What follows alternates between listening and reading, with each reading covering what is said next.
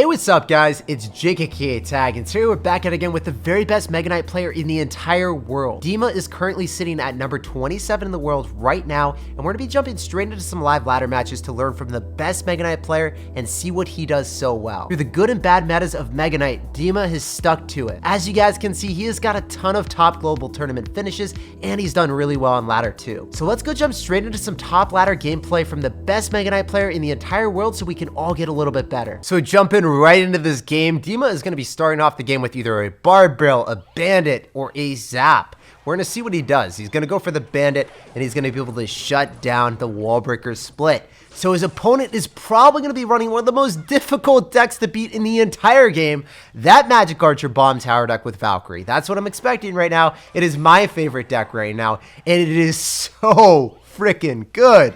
So we'll see what Dima does to combat this. He's going to go in for wall breakers on the right, knowing his opponent only has arrows, baiting out a +1 elixir trade for Dima. Really cool stuff. I wonder if he Mega Knights on top of this Magic Archer. We'll wait and see. He likes not to, so he knows that his opponent's either going to have Valkyrie and Bomb Tower, just sublime answers to him, right? He's not going to overextend. A lesser Mega Knight player might feel really enticed to go in for that, but Dima's not going to fall trap to something that he knows is going to give him a negative interaction. He's all about that positive elixir trade life.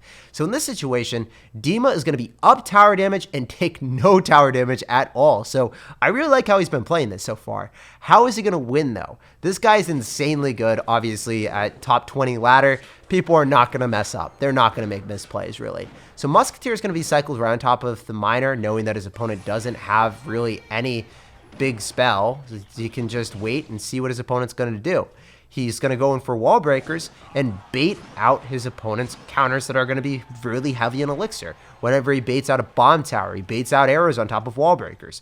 2 or 1 elixir trade that is going to be in his favor every single time. He's going to wait for the Magic Archer to lock on, then he's going to follow up with bats. Reason why he doesn't drop the bats immediately on top of the Magic Archer, even though it could lessen the burden of tower damage, is because he knows that he wants to keep those bats alive, so then he can follow up with a Miner, Bandit, and snipe that bomb tower and break through. That was incredibly well played. I would have never really thought about that. I would have prioritized, hey, I don't want to take any damage here. But you have to make concessions sometimes, and that was one of those things that Dima did. He kept his bats alive. He was able to rattle off an even more fearsome push, and he made magic happen. He's going to go for wall breakers again. Opponent's going to go in for Valkyrie, but he knows this Valkyrie's not going to swing twice. This Valkyrie is not going to stop those wall breakers from connecting. And he freaks out, goes in for the arrows, and Dima is in a really awesome situation. The skeletons are going to be obnoxious though. When skeletons come down with a Miner, that's one of my favorite plays when his opponent's doing right now, baiting out an elixir counter that he would have otherwise been forced to ignore the Miner, and then just rattled off even more elixir on the left hand side. But yeah, Dima is actually caught himself in a tricky situation where the bomb tower should be able to defend against the wall breakers. Oh my gosh. You guys see that? The wall breaker looked like it was going towards the tower. That was really interesting. Anyway, Magic Archer is going to be aligned with those bats. It's going to get 1 hit off on the tower. Bandit's going to be perfectly positioned so then it can dash immediately right on top. Always going in for the Miner in the back and then going for the wall breakers in front. So then his opponent can't defend the Miner and the wall breakers at the same time, forcing out the arrows. The arrows are being able to hit the Miner, but obviously, still a negative elixir trade, right? We like those. We take those out here. Zap's going to come down. He's going to have to Mega Knight on top of that. Oh, no. That's kind of unfortunate. He only had Mega Knight in hand to be able to deal with wall breakers that were midway through, right? So he's going to go for another Miner on the left-hand side, following up with the wall breakers. I think the bomb tower is focused on the Mega Knight. One of those is going to connect. Oh, my gosh. Baiting out even more elixir with the arrows every single time, dude. Magic is not having a good time at arrowing those wall breakers for negative elixir trades. I wonder how much elixir he's lost on those wall breakers. I would love to see the stats on that. I wish Clash Royale gave some type of stat end game. At the end of the game, it pulls up a stat page. Let me know in the comment section if you guys like that, if that's something that you can vibe with, or if you really wouldn't care about that at all. Anyway, Bandit's going to be cycled on the right-hand side. I wonder if he's just going to start cycling on the right now. I feel like he probably will. Yeah, he's going to go in for a Musketeer, and the Bandit's going to start going on the right-hand side as well. Skeletons are going to come down. No, he's still going to go be dedicated to the left-hand side. He doesn't want to give his opponent any counter-push potential with, like, the Valkyrie, Magic Archer. He doesn't want to give his opponent any counter-push potential, so that's why he's consistently still going to the left. I like that. That's not a decision that I would have made, but now I'm learning, guys. Like, it's nice to go over these replays against someone that's better than you, and and look at what they are doing, match it, pause the replay, see like, hey, I would do this. Pause it, unpause it, see what they did, and then be like, oh, okay, it really wasn't the right decision. And then correct it and have a learning experience. Dima went in the left-hand side there instead of focusing on the right-hand side, despite him having 200 more damage there, just because he didn't want to have counter push potential coming in. He didn't want those magic archers, those Valkyries to be able to decimate the miner and the wall breakers and then give his opponent counter push. This is a really fun matchup to break down and watch because it's one of the most prevalent decks in the entire game. It's one of my favorite decks, and it is so hard to play against. Dima has actually worked his way up to number 15 in the world now. He is really climbing his way up. So on to the next game against Morton, one of the best players in the entire world. I think he's got the exact same matchup. Oh my gosh. Let's see if Dima can pull off the impossible 2 times in a row. So Morton is from SK Gaming. He played against Team Liquid in the CRL World Finals. A very good player if you guys don't already know him. So we'll see what happens here. He's going to go in for a Musketeer to clobber that Magic Archer. Obviously has to take some damage on the left, but it's even tower damage on both sides, so it doesn't really matter too much for Dima. He's going to get that Bandit through. Oh my gosh, it was really close to connecting. I was wondering if it would be in that invulnerable state because it dashes on top of the skeleton and then maybe hits it, but Morton knew. Dima knew. I didn't know. I thought that that might have connected there. Anyway, Muskie is going to be cycled on the right. It has to be soon. That's really his only way of combating the Magic Archer, but Morton's going to force out a Musketeer on the left. Oh, that is so unfortunate he didn't have Zap there. He is forcing out the Musketeer when Dima doesn't want to drop it there. He wanted to drop it on top of the Magic Archer. He wanted to cycle passively, but now he's forced to eat the Magic Archer because he was down so much elixir. This is something that you'll notice at the top ladder and top gameplay as well. People will eat damage when they know that they're down elixir because otherwise, if you don't eat that damage, your opponent's going to get the damage one way or another. They're going to get it and they're going to take it from you, and it's going to be a lot more unless you decide to wean off that damage, giving them a little bit of extra, and then replenish your elixirs so then you can defend against anything that they follow up with, right? So that's what Dima realized. He ate the Magic Archer because he's like, you know what? This isn't going to be too bad. It's going to be 600 damage. It's not going to be wall breakers plus miner connected by a tower. He's going to go for bats and Mega Knight on the left-hand side, and oh my gosh, he zaps the bats from Morton, and he is taking the tower and taking no prisoners, guys. So what is he going to do here? He's going to go for Bandit, probably Bar Barrel as well, or Zap. He goes for the Bar Barrel, and he's able to eliminate the wall breakers. So Bandit is not going to be enough. It's not going to be enough when your opponent has a miner already on the tower, tanking for the wall breakers. Really well played by Morton, but I think that a Mega Knight from Dima right here could seal Morton's fate. If he's able to Mega Knight right on top of that, he could just take the right-hand side. Unfortunately, those wall breakers are both connecting to the tower, and there's nothing he can do about it. So he realizes that, drop the bats on top of the miner to relinquish the amount of damage that Morton can get, stopping it in its tracks. He's going to go for wall breakers in the middle. The Mega Knight's on the tower, but the arrows clean house, guys. Can he defend for 15 more seconds?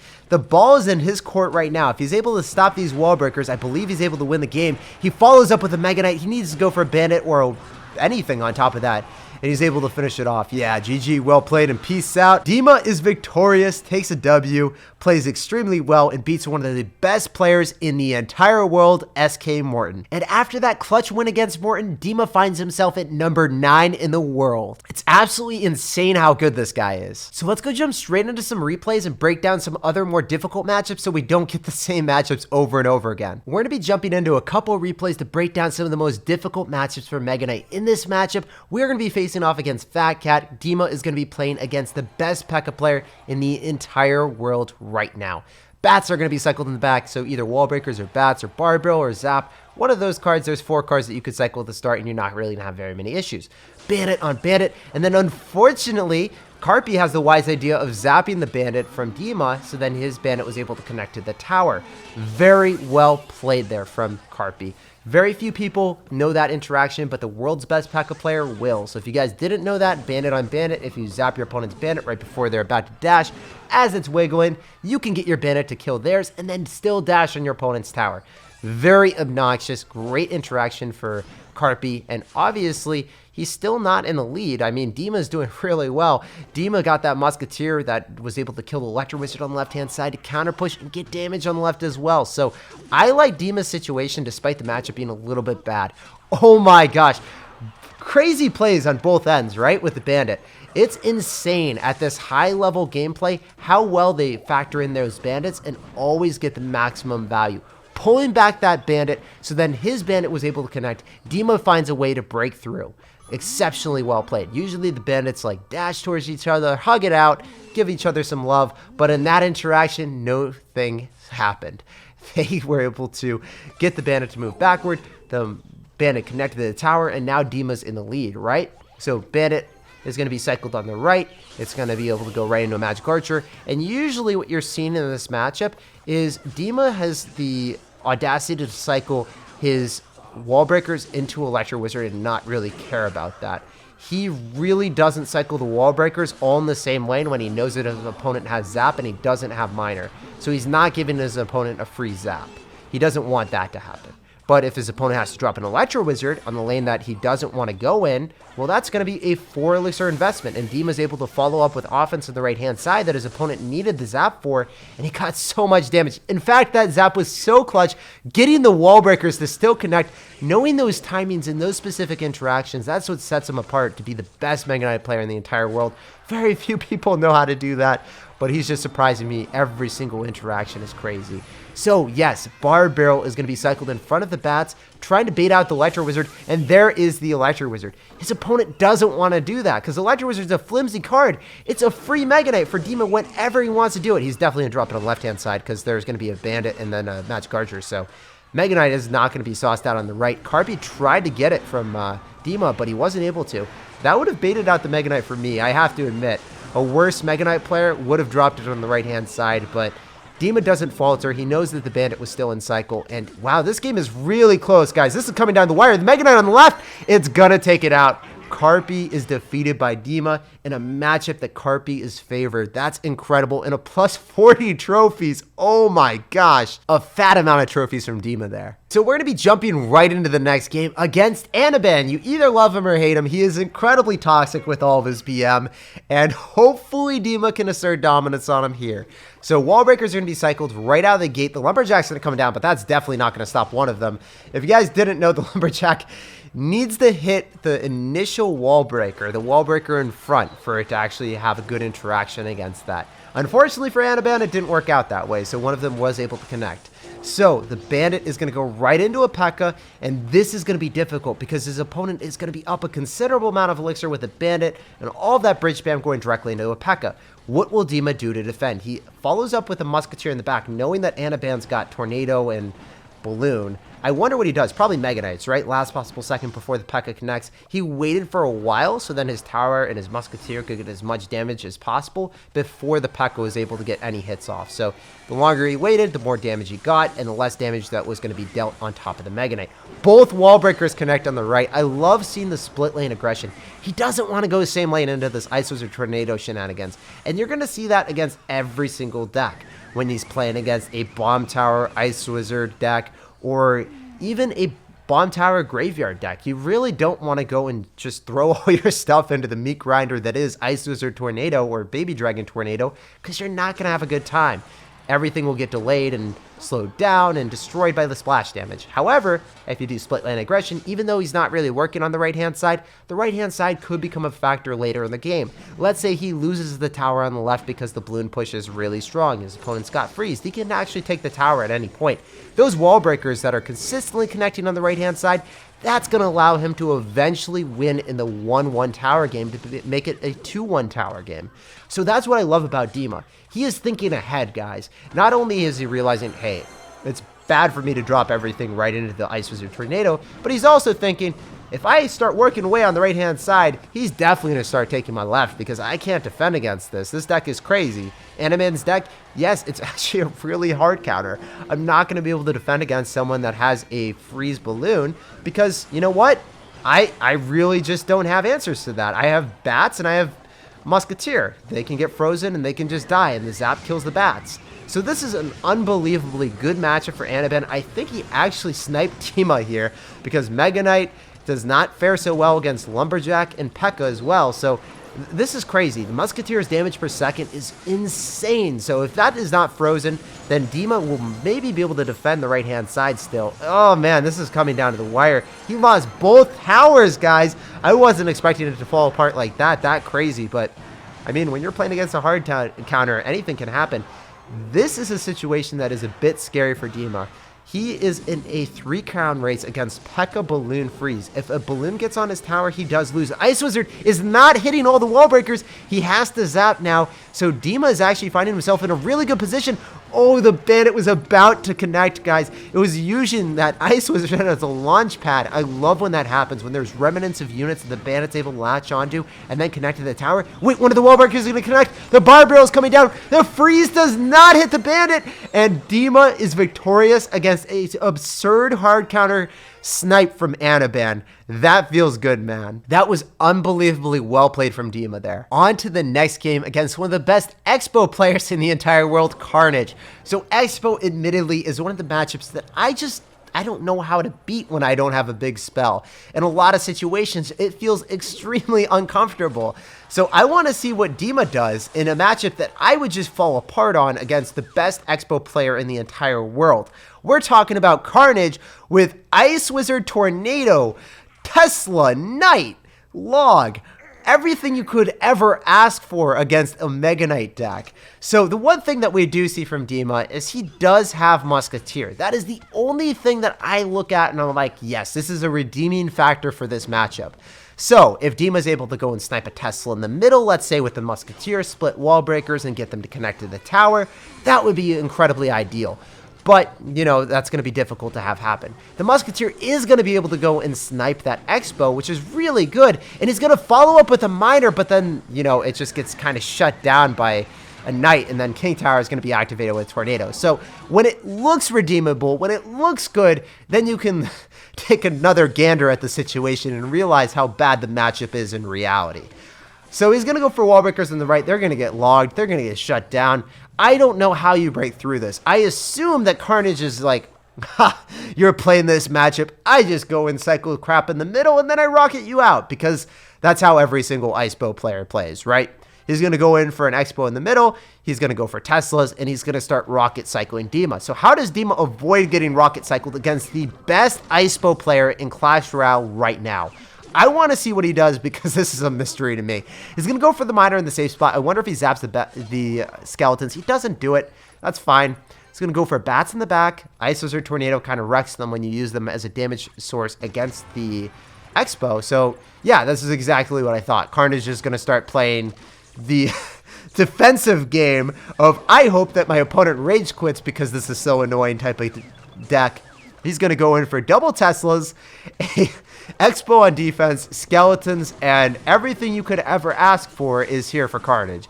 Skeletons are going to get evaporated by the zap, and this is what I was talking about before. If the Musketeer is able to be used on defense to snipe the Tesla, then maybe you can find a way to break through. So he was able to use Barbed Barrel and Bandit to connect on the left-hand side, and that Musketeer in the middle provided insane value against the Tesla. So one thing to keep in mind that you guys are probably going to take away from this game is look at the capability of the Musketeer in the middle. That was what just saved Dima's butt. And then because his opponent tried to overextend, he went like really hard on offense and just dished out a Bandit on the left-hand side. The Bandit was able to connect on top of the Expo for an insane positive elixir trade, and then he just spiraled Carnage out of control. It's incredibly difficult to counter all of Dima's units with an elixir deficit, and Carnage dished out too much elixir on the left-hand side, the Ice Wizard and the Expo for 9 elixir, and Dima was actually able to break through because he was able to annihilate the Tesla. That Musketeer sniping the Tesla was insane. So that's actually where we're going to end today's video with Dima, the best Mega Knight player in Clash Royale. I hope you guys learned as much as I did, and I really am impressed by this gameplay. If you guys enjoyed today's video, make sure to sauce out a fat thumbs up on the video, and if you guys aren't already subscribed to the channel, what are you doing with your lives? Hit that juicy sub button today. A huge shout out to Dima for coming on the channel, and if you guys are not already following him, make sure to go drop him a fat follow and show him some love on Twitter. The link to Dima's Twitter will be down below in the description and the pinned comment of the video. Thanks for watching, thanks for chilling with me. I hope you have a fantastic rest of your day, and I'll see you guys in the next video. Peace out.